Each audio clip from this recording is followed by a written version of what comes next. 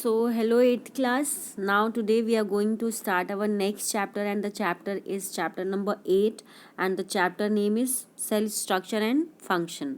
Okay so आज हम पढ़ेंगे कि सेल क्या होते हैं, इनका स्ट्रक्चर कैसा होता है. स्ट्रक्चर मीन्स कि ये कैसे, इनकी बनावट कैसी होती है, ठीक है. एक्चुअली में ये कैसे दिखते हैं एंड इनका फंक्शन क्या है, क्या ये वर्क करते हैं हमारी बॉडी में रहते हुए. आप सभी को आई थिंक पता होगा कि सेल क्या होते हैं. आई डोंट थिंक कि ऐसा कुछ आप लोगों ने नया सुना है इसके बारे में, ठीक है. तो सेल सभी को पता है. अभी इसके बारे में बहुत कुछ आगे हम पढ़ते चलेंगे, क्या होते हैं, कैसे दिखते हैं, कैसे बने होते हैं, एंड इनका फंक्शन क्या होता है. ओके सो आप सभी को पता है कि इस अर्थ पे दो तरह की चीज़ें हैं, एक तो लिविंग होती हैं और दूसरी नॉन लिविंग होती हैं. तो नॉन लिविंग की तो बात अभी हम फिलहाल नहीं करते, अभी हम लिविंग के साथ चलते हैं. ओके सो इस अर्थ पे जितनी भी चीज़ें हैं जो लिविंग है, आइदर दे आर प्लांट और एनिमल्स, कुछ भी हो, चाहे जो भी लिविंग थिंग्स हैं, सब सेल से मिलके बनी होती हैं. उनकी जो बॉडी है वो सेल से ही बनी होती है, ठीक है. कैसे, जैसे एक बिल्डिंग है तो बिल्डिंग को बनाने के लिए किसका यूज़ होता है, ब्रिक्स का यूज़ होता है. आपको बहुत सारी चीज़ें दे दी जाए, अगर ब्रिक्स नहीं है तो क्या वॉल खड़ी हो पाएगी, नहीं हो सकती. उसी तरीके से जो ये सेल्स है हमारी बॉडी के लिए, ये एज अ ब्रिक वर्क करती हैं, ठीक है. सेल्स जो है क्या करती हैं, एक दूसरे से अटैच होकर के और फिर कैसे ये पूरा ऑर्गन सिस्टम बनाती हैं, वो अभी हम आगे पढ़ेंगे. फिलहाल तो देखते हैं कि क्या होती हैं ये cells. Okay so cells are the basic structural unit of living organisms. They are complex living structures. All living things are made up of cells. A cell is too small to be seen with the naked eyes. Okay, क्या होती हैं ये cells? These are the structural unit of any living organisms. कि जो भी structure बन रहा है बॉडी में, ठीक है, उसको बनाने में कौन हेल्प कर रहा है, cells. And these are complex, and these जो भी है लिविंग ऑर्गेनिजम्स, अभी भी मैंने बोला कि जो भी लिविंग ऑर्गेनिजम्स है सब सेल से मिलके बनी हुई है. चाहे वो छोटी से छोटी लिविंग थिंग हो या बहुत बड़ी लिविंग थिंग हो, सबको बनाने के लिए सेल ही रिस्पॉन्सिबल होता है.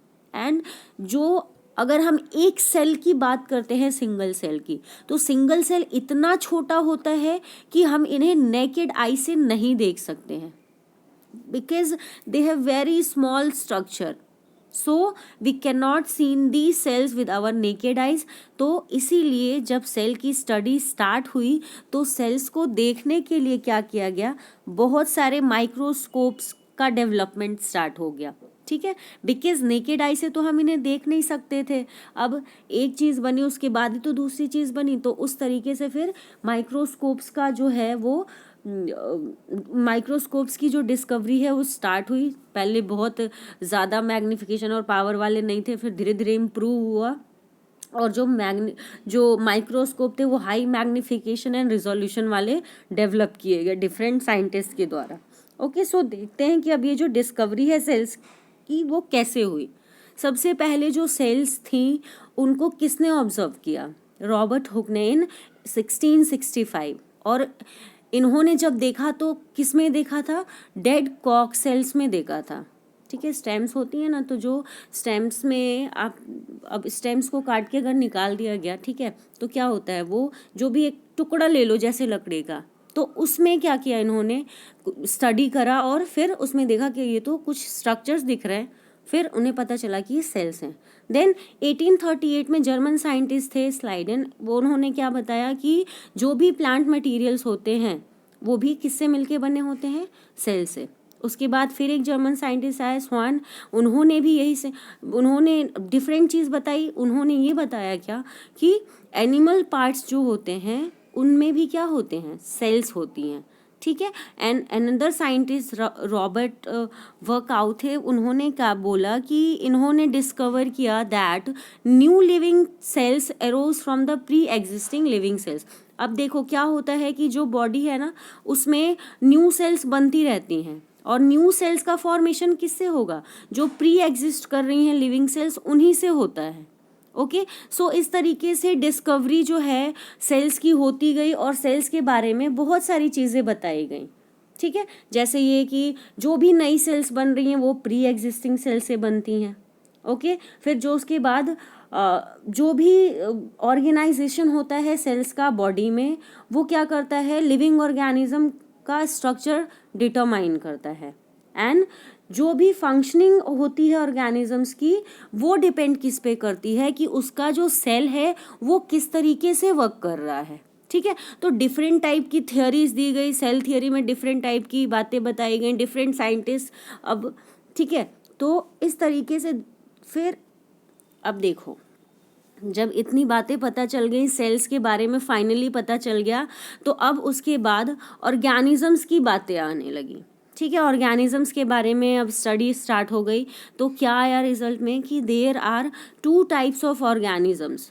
एक तो होते हैं कैसे, unicellular, and another one is multicellular organisms. अब यूनिसेलुलर एंड मल्टी सेलुलर नाम से ही बहुत ज़्यादा क्लियर है कि क्या हो सकता है इसमें। Unicellular organisms, these are the organisms which are made up of single cell, are called unicellular organism. Though they are made up of single cell, they perform all the functions which are necessary for life. And example of these unicellular organisms are amoeba, paramecium, euglena and so on.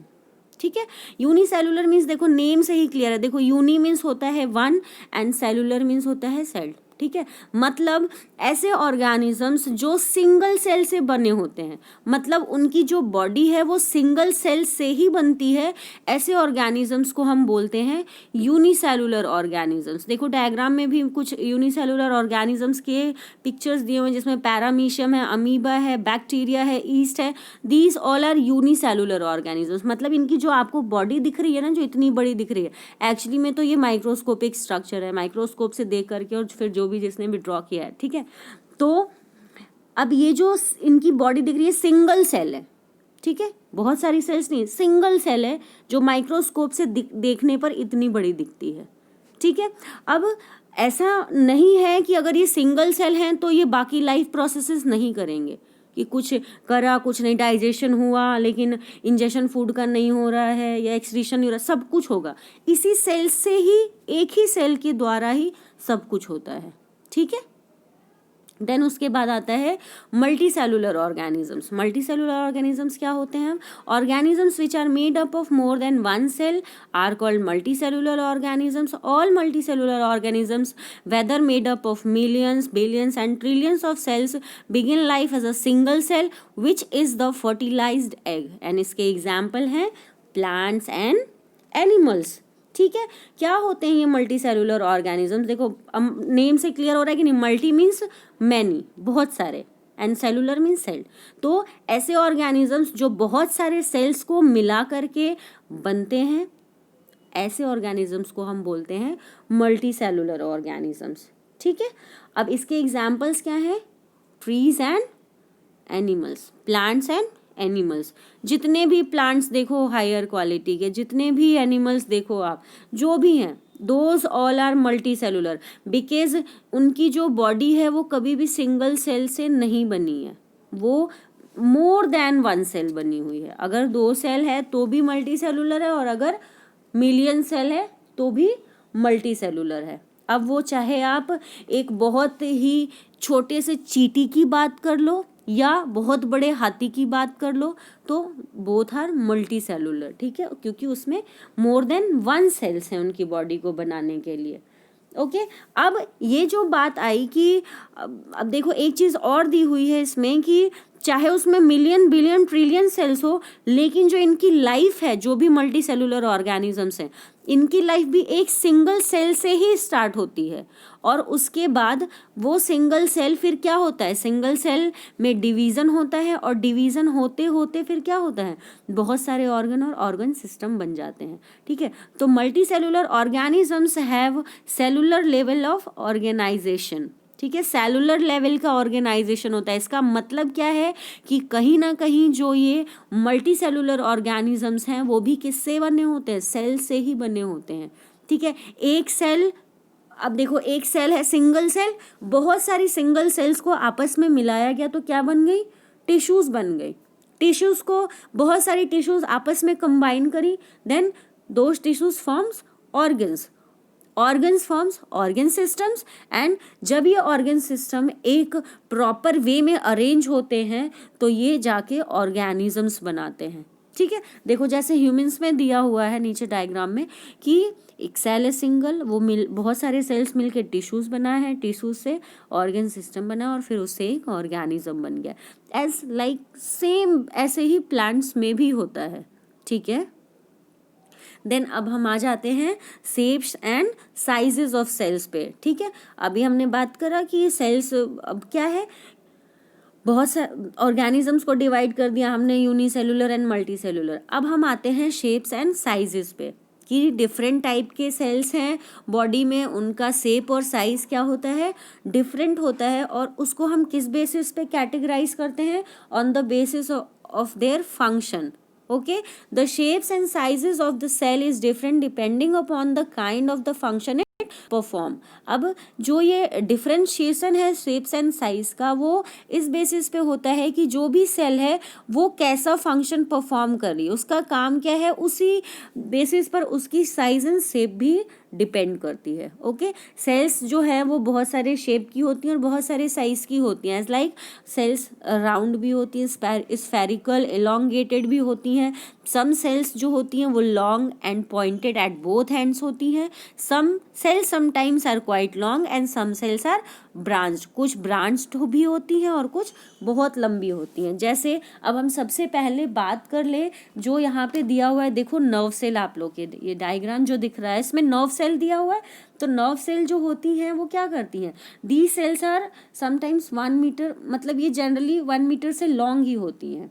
अब ये long है तो भाई कुछ तो इसका होगा, कुछ बेनिफिट क्या होता है, दी सेल्स मैसेज, अभी किसका काम करती हैं, मैसेज को पास करने का from one nerve cell to another nerve cell. ठीक है, इसलिए इनमें फाइबर्स भी होते हैं जो मैसेज को इजीली पास करते हैं हमारी बॉडी में।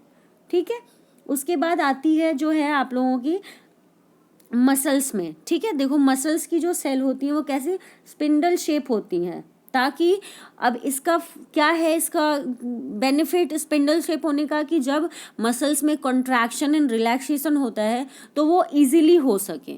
ठीक है, उसके बाद आती हैं जो आप लोगों की कुछ सेल्स होती हैं, जैसे आरबीसीज की बात कर लें, ब्लड सेल्स की बात कर लें। ये ब्लड सेल्स जो होती हैं वो किस शेप की होती हैं, बाइकॉन की शेप की होती हैं, जिससे क्या होता है वो नेविगेट कर सकें through very narrow blood vessels.